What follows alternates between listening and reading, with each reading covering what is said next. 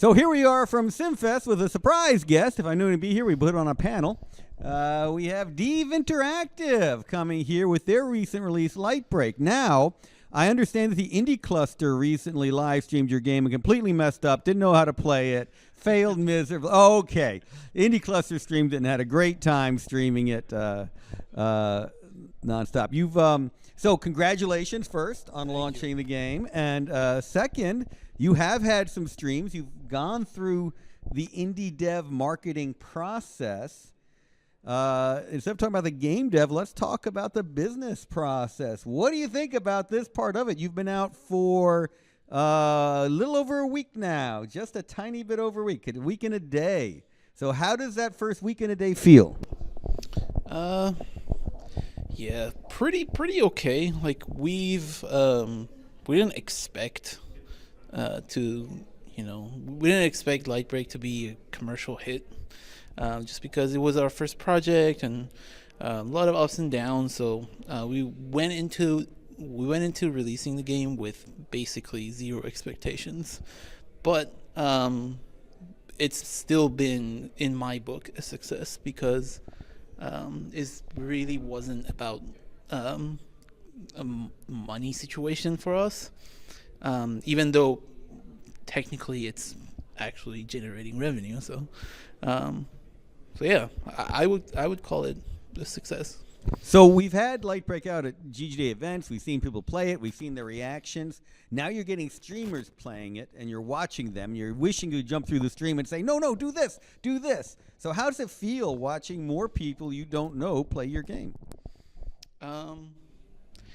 I would do a real shout out to GGDA, Indie Cluster, everyone who helped us get the game in front of people, because a lot of those rough edges were actually we anticipated them by having people play the game.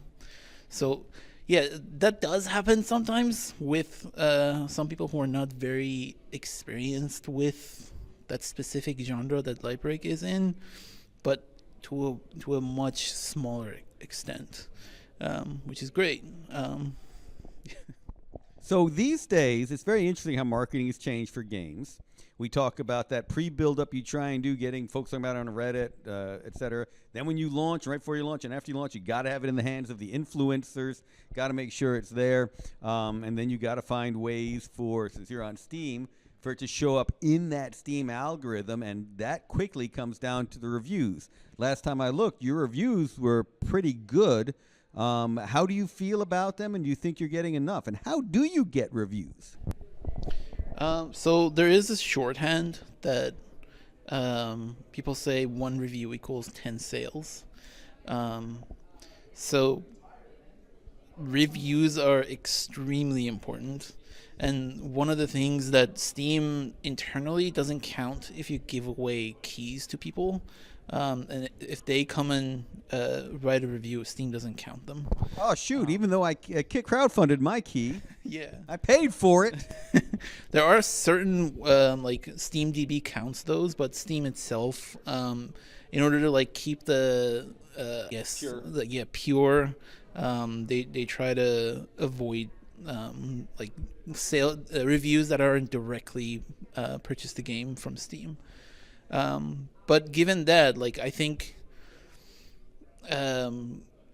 being very engaged is one of the key things to get good reviews. So we've had people from Poland come in and be active in the community side of the game, leaving posts, and like this was an issue that I was not aware at all, that like the regional pricing on Steam side is actually very old with currency conversions. So whenever you put the default currency conversion in like Polish money, apparently it's just like extremely out of date with their economy. They're like, yeah, this game is way too expensive for me to buy it.